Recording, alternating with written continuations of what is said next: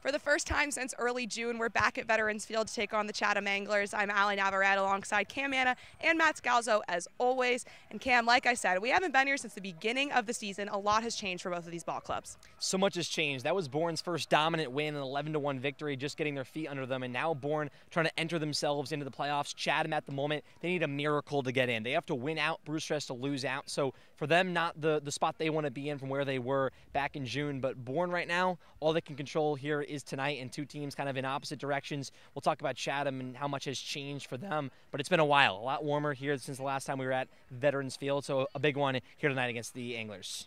You mentioned playoffs. Bourne has an opportunity again tonight to clinch playoffs. They weren't able to do so yesterday. Matt, talk about what could happen tonight so Bourne can secure that spot. Well, for them, the simple recipe is if they win, they're in.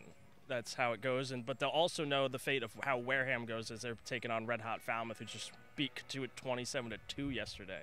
And now Falmouth and Wareham, they've already started. Bourne will know the results of that game before the game finishes up here. So if Wareham loses, then Bourne's in, and if Bourne wins, they're in. So it's getting down to that end of it, and Wareham, they have their backs against the wall if they want to make a late push, but Bourne, they're just focused on tonight. They're going to try and black out all the outside noise, focus on tonight. If they win tonight against Chatham, they'll be in the playoffs. Like Matt said, if they win, they're in. And Cam, who can help them kind of get there tonight?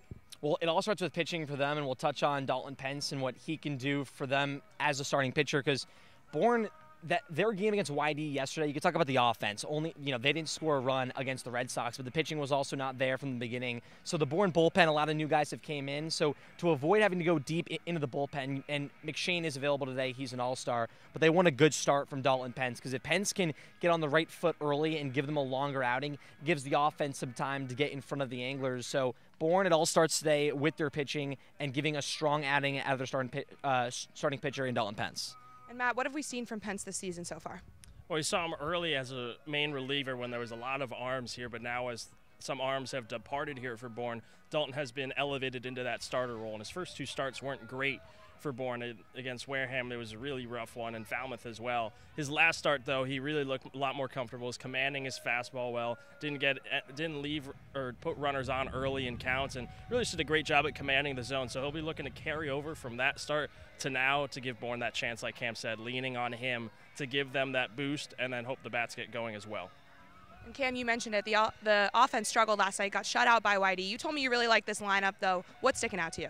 Well, I love how Bourne is now balancing the lineup from top to bottom. We talked about it on the broadcast last night. Some hitters struggling towards the bottom, but now Hugh Pinckney is starting to get going, batting 260. He's heated up of late, and he put Sam Peterson in that 9 spot. I love to see that because the top of the order is balanced, but then you put Peterson in that second leadoff spot. The bottom of the lineup does not crumble with a guy like Peterson, who's been hitting the ball very well, a guy that can get on base and turn over the lineup. So I like the balance from top to bottom. You put New Contradas and Kendall Diggs in the middle of the order. So the Bourne's order, top to bottom, we talked about consistency. You need balance in an order, and I think Bourne has it tonight.